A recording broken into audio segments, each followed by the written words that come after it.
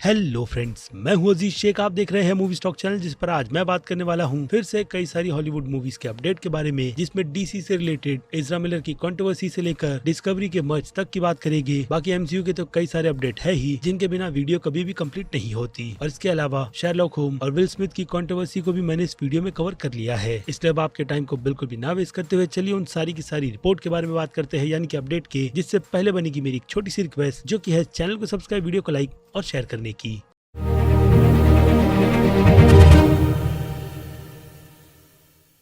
So friends, तो बात करें सबसे पहले अपडेट की, तो ये अपडेट रॉबर्ट डॉनी जूनियर और जूडी लॉ की शेरलॉक होम्स के यूनिवर्स से जुड़ा हुआ है, जिसकी ट्रिलॉजी कंप्लीट होने का फैंस बहुत ही बेसब्री से या फिर कहूँ कई सालों से वेट कर रहे हैं। लेकिन अपडेट है कि कभी डायरेक्टर को चेंज करके निकल कर आती है, तो कभी एक्टर की कंफर्मेशन के तौर पर कि वो इस फिल्म का थर्ड पार्ट करना चाहते हैं। लेकिन कब बनेगा उस पर अब ये अपडेट इस बात की तो कंफर्मेशन दे देती है कि रॉबर्ट डॉनी जूनियर के शेरलॉक के यूनिवर्स को अब वार्नर ब्रदर्स और लेजेंडरी पिक्चर्स ऐसे ही जाने देना नहीं चाहते। यानी कि अब ये यूनिवर्स भी थर्ड पार्ट के अलावा अपनी सीरीज में भी एक बहुत ही अच्छा बिल्डअप करने वाला है, जिसकी कंफर्मेशन हॉलीवुड रिपोर्ट से लेकर डेडलाइन वाले तक कर रहे हैं कि अब इस यूनिवर्स को सीरीज के तौर पर वो भी 2 स्क्रिप्ट के साथ रेडी किया जा रहा है। बट कंफर्मेशन ये नहीं कि ये यूनिवर्स रॉबर्ट डॉनी जूनियर के कैरेक्टर और उनके पार्टनर को दिखाएगा भी या नहीं। हालांकि इस प्रोजेक्ट के साथ Robert Downey Junior as a producer जुड़े हुए हैं, जिनकी पार्टनरशिप फैंस को थोड़ी बहुत राहत देती है। और हाँ, कंफर्मेशन भी कि ये यूनिवर्स रॉबर्ट डॉनी जूनियर के शेरलॉक होम्स का ही है। और अगर अभी भी आपको ये डिटेल पूरी तरीके से समझ नहीं आई है, तो मैं आपको एग्जांपल एमसीयू के यूनिवर्स का दे देता हूँ, जिसे अब फिल्मों के साथ साथ सीरीज की कंटिन्यूएशन के तौर पर भी कंटिन्यू किया जा रहा है, लेकिन दूसरे कैरेक्टर की स्टोरी दिखाकर। तो वैसी ही स्टोरी और पूरे यूनिवर्स को बिल्ड करने की जिम्मेदारी अब शेरलॉक होम्स के इस यूनिवर्स को भी लेकर की जा रही है। लेकिन अब देखना इंटरेस्टिंग यही रहेगा कि एचबीओ मैक्स की इस शेरलॉक होम्स की सीरीज में या फिर शायद से स्पिन ऑफ में हम रॉबर्ट डॉनी जूनियर यानी कि शेरलॉक होम्स के कैरेक्टर के अलावा बाकी और दूसरे किन कैरेक्टर्स को देखेंगे। और जो कंफर्मेशन और पूरी की पूरी प्लानिंग इस फिल्म के थर्ड पार्ट को लेकर की गई थी, उसका रिजल्ट कहाँ पर निकल कर आएगा, क्योंकि अब इसकी इस अनाउंसमेंट से चांसेस इस फिल्म के थर्ड पार्ट के आने के बहुत ही ज्यादा कम लग रहे हैं, जिस पर आप अपनी ओपिनियन मुझे कमेंट करके बता सकते हैं। और अब इससे हटकर अमेज़न प्राइम पर आ रही एंडिंग थिंग्स की फिल्म की बात करें, तो इस फिल्म में जो चीज खास है वो है इसके 2 लीड, जिनमें एक नाम एंथोनी मैकी का है तो दूसरा प्रियंका चोपड़ा का, जिसमें ये कहानी उन्हीं के कैरेक्टर यानी कि हिट वुमेन पर फोकस करती है, जो अपने इस एडवेंचर यानी कि इस बिजनेस से बाहर निकलना चाहती है और साथ ही साथ अपनी रिलेशनशिप से भी, जिसकी स्टोरी सुनने में तो इंटरेस्टिंग है, लेकिन लेट्स सी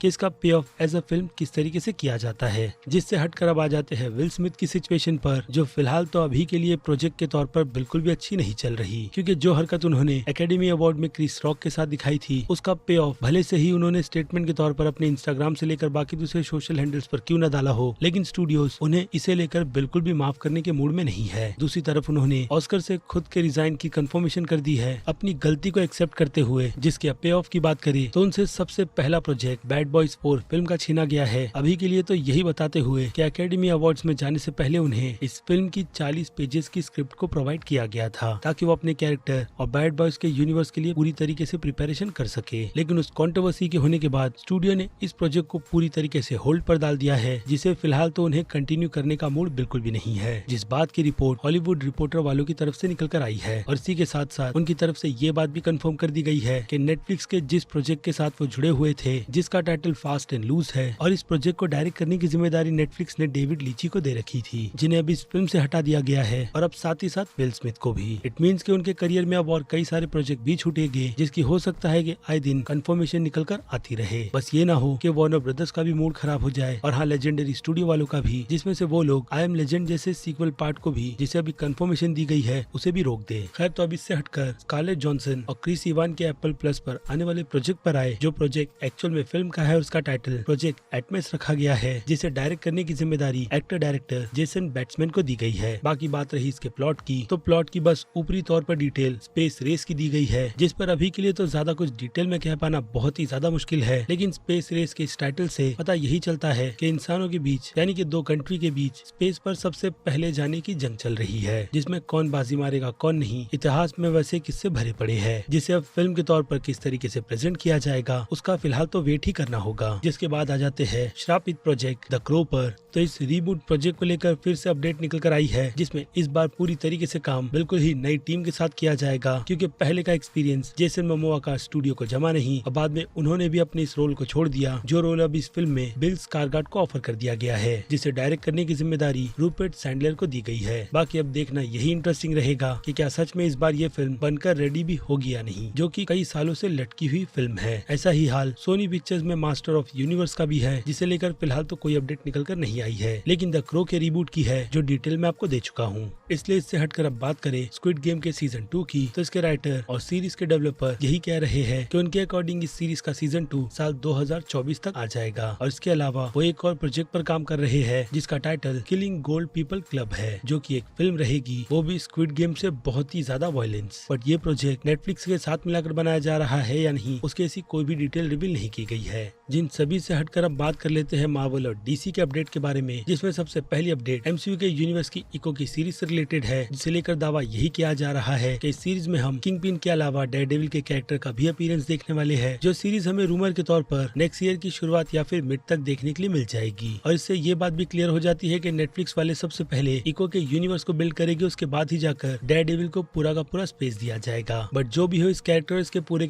यूनिवर्स को फाइनली फिर से एक और मौका मिला है, वो भी इस बार मार्वल वालों की तरफ से, जिसके टेक को देखने के लिए मैं क्या सारे के सारे फैंस बहुत ही ज्यादा एक्साइटेड है। और अब इससे हटकर डेडपूल 3 की और कुछ अपडेट की बात करें तो रियान रेनॉल्ड्स की तरफ से इस फिल्म के बारे में काफी खुलकर बात की गई है, खास करके इस यूनिवर्स में बनी हुई 2 डेडपूल फिल्मों के बजट को लेकर, जो इतने भी ज्यादा नहीं थे, जिस कारण से रियान रेनॉल्ड्स के स्टूडियो मैक्सिमम एफर्ट के पास काफी कम बजट में इस प्रोजेक्ट को अच्छे से अच्छा बनाने की थी। लेकिन अब एमसीयू के साथ इस मर्ज को जो राहत मिलने वाली है, वो डेफिनेटली रियान रेनॉल्ड्स की टीम अप भी है, यानी कि उनके प्रोडक्शन कंपनी और एमसीयू का टीम अप, जिसमें ज्यादातर तो उन्हें अपॉर्चुनिटी खुद की क्रिएटिविटी दिखाने की ही है, जो डेफिनेटली इस यूनिवर्स को आर रेटेड होने की काफी ज्यादा पॉसिबिलिटी दे रहा है। इसके अलावा अब बजट की कोई भी कमी उन्हें मेन स्टूडियो की तरफ से बिल्कुल भी फेस नहीं करनी पड़ेगी, जिसके हिसाब से देखा जाए तो अब की बार डेडपूल का यूनिवर्स जो थर्ड पार्ट में रियान रेनॉल्ड्स और उनकी कंपनी के साथ साथ शॉन लीवी जो क्रिएट करेंगे, वो दिखने में भी बहुत ज्यादा खूबसूरत रहेगा। लेकिन अब सब कुछ डिपेंड करता है इतने ज्यादा क्रिएटिव फ्रीडम मिलने के बाद इस प्रोजेक्ट को अच्छे से अच्छा बनाने की, जिसमें आई होप इस बार डेडपूल की टीम फैंस को बिल्कुल भी निराश ना करे और जल्द ही ये अनाउंसमेंट हो जाए कि ये प्रोजेक्ट आर रेटेड है भी या नहीं, जिस पर से सस्पेंस हटने का नाम नहीं ले रहा। लेकिन डेयरडेविल की सीरीज पर से आईजीएन वालों की रिपोर्ट रूमर के ही तौर पर सही, ये डिटेल तो बिल्कुल क्लियर तरीके से साफ कर देती है कि एमसीयू वालों की तरफ से डेयरडेविल के इस यूनिवर्स को रिबूट करने की प्रिपरेशन कर ली गई है। लेकिन ये रिबूट इतना ज्यादा इफेक्टिव नहीं होगा कि फैंस अपने पुराने यानी कि नेटफ्लिक्स की डेयरडेविल के सीरीज के कैरेक्टर को बिल्कुल भी पहचान ना पाए। हालांकि हॉकाई में किंगपिन के कैरेक्टर के साथ जो किया गया है, वो किसी बुरे सपने से कम नहीं, लेकिन अब हो सकता है कि उसकी कमान इको सीरीज से लेकर डेयरडेविल के यूनिवर्स में आने तक बिल्कुल ठीक कर ली जाए, क्योंकि आफ्टर ऑल किंगपिन थैनोस के फिंगर स्नैप के बाद काफी बड़े लॉस में चल रहा है। और वैसा ही कुछ चार्ली कॉक्स यानी कि डेयरडेविल के कैरेक्टर के साथ भी हुआ है। इसलिए हमने उसके कैरेक्टर की भी शुरुआत स्पाइडरमैन नो वे होम फिल्म में नेटफ्लिक्स के 3 सीजन के एंड के हिसाब से तो बहुत ही ज्यादा डिफरेंट तरीके का देखा है। इसलिए मैंने शुरुआत में ही इसे सॉफ्ट रिबूट कहा है, कंप्लीट रिबूट बिल्कुल भी नहीं। बाकी जो डिटेल मुझे प्रोवाइड की गई है कुछ दोस्तों की तरफ से कि उनके यूएस के डिज्नी प्लस में जो नेटफ्लिक्स के मार्वल के शो डाले गए हैं, वो आर रेटेड वैसे ही है, कुछ गाइडलाइंस को फॉलो करने के बाद जैसे नेटफ्लिक्स पर थे। यानी डिज्नी वालों ने यहाँ पर आर रेटेड का दरवाजा 2 कैटेगरी बनाकर पूरी तरीके से खोल दिया है, क्योंकि रिसेंटली डायरेक्ट टेक्स वालों की तरफ से भी falcon and the winter soldiers की कई सारी डिटेल्स को रिवील करते हुए यही बताया गया था कि उस सीरीज में जितने भी ब्लड्स थे उन्हें फिर से री एडिट कर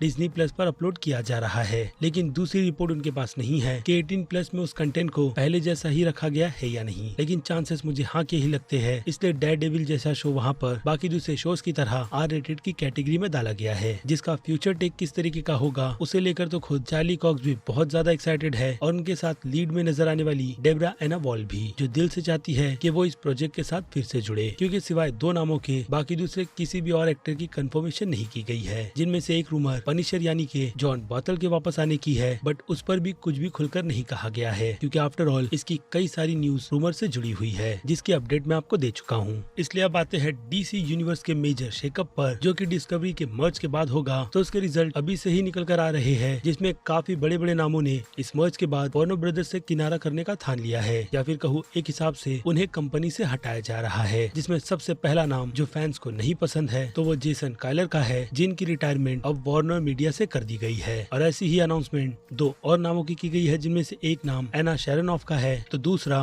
HBO मैक्स के चीफ एंडी फॉर्सेल का। यानी इनके बाद ये जिम्मेदारी दूसरे और किसी जिम्मेदार को दे दी जाएगी, जो काम फिलहाल तो डिस्कवरी के चीफ डेविड ज़ैस्लॉफ का है। बट फैंस को जिस चीज पर गुस्सा आ रहा है उसके दो रीजन है, जिनमें से सबसे पहला नाम टॉमी एमरिच का है, जिनकी बिजनेस इनसाइडर वालों की तरफ से कंफर्मेशन यही दी गई है कि वो वार्नर ब्रदर्स में डिस्कवरी के मर्ज के बाद भी अपनी पोजीशन पर कायम रहेंगे। और फैंस को बिल्कुल भी नहीं पसंद कि टोबी इतना सब कुछ होने के बाद भी वार्नर ब्रदर्स में अपनी पोजीशन बनाकर रखे और आगे भी फैंस के अकॉर्डिंग इस यूनिवर्स को बर्बाद करते रहे। और ऐसा ही नाम वॉल्टर हमाडा का भी है, जिन्हें लेकर अब तक कोई भी रिपोर्ट ऑफिशियली निकल कर नहीं आई है कि उनका इस मर्ज के बाद एक्चुअल में क्या होगा, क्योंकि चांसेस सबसे पहले फैंस के अकॉर्डिंग उनके जाने के थे, लेकिन हो बिल्कुल उल्टा रहा है। लेकिन फिर भी उम्मीद पर दुनिया कायम है, जिसके बाद हो सकता है कि बहुत कुछ अच्छा हो जाए, क्योंकि अभी के लिए तो स्टूडियो के साथ कुछ भी अच्छा नहीं हो रहा है। जिसमें ऐसी ही एक सिचुएशन अब इज़रा मिलर के साथ भी जुड़ी हुई है, जिनकी रिपोर्ट को आपने मुझे पूरी तरीके से कवर करने के लिए कहा था, और सच में मैं वैसा कर भी रहा था, क्योंकि अपडेट ही वैसी थी जिसे कवर रोलिंग स्टोन वालों ने किया था, इसी बात को कोट करते हुए कि इज़रा मिलर के अरेस्ट के बाद वार्नर ब्रदर्स में काफी अर्जेंट मीटिंग बुलाई गई है, जिसके रिजल्ट का इज़रा मिलर के करियर से ही लेना देना है। लेकिन अब इस रिपोर्ट को IGN वालों की तरफ से कोट करते हुए यही कहा गया है कि उनके सोर्सेस ने उन्हें बताया है कि ये अपडेट पूरी तरीके से फेक है, और उनके अकॉर्डिंग ऐसी कोई भी मीटिंग फिलहाल तो वार्नर ब्रदर्स में नहीं हुई है। लेकिन स्टूडियो ने इस पर अपनी नजर बनाकर रखी है, जिसका वक्त आने पर वो लोग ऑफिशियल स्टेटमेंट दे देंगे। लेकिन अभी के लिए तो स्टेटमेंट यही है कि ऐसे कोई भी मीटिंग फिलहाल तो होल्ड नहीं की गई है। लेकिन एक बात कंफर्म है कि इज़रा मिलर की इस हरकतों से उनके DC के बाकी फ्यूचर पूरे के पूरे प्रोजेक्ट्स को फिलहाल तो होल्ड पर डाला गया है। याद रहे, होल्ड पर, कैंसिल बिल्कुल भी नहीं किया गया है। वेल, तो ये थे सारे के सारे अपडेट हॉलीवुड की सीरीज DC मार्वल और कुछ मूवीज से रिलेटेड, जिस बारे में अब आपकी राय मुझे कमेंट में चाहिए, क्योंकि अब वक्त है वीडियो को यहीं पर खत्म करने का। मैं हूँ अजीज शेख, आप देख रहे थे मूवी स्टॉक चैनल, जिसे अगर आपने अभी तक सब्सक्राइब नहीं किया है तो सब्सक्राइब कर लीजिए, और बगल में बने हुए इस बेल आइकन के साथ साथ नोटिफिकेशन को भी ऑल पर क्लिक कर दीजिएगा। बाकी अब मैं मिलूंगा जल्दी आपसे दूसरी किसी वीडियो में किसी और फिल्म या फिर किसी और सीरीज के टॉपिक पर बात करते हुए। तब तक के लिए आप मेरे चैनल के बाकी दूसरे वीडियोस को भी एंजॉय कीजिए। Till then,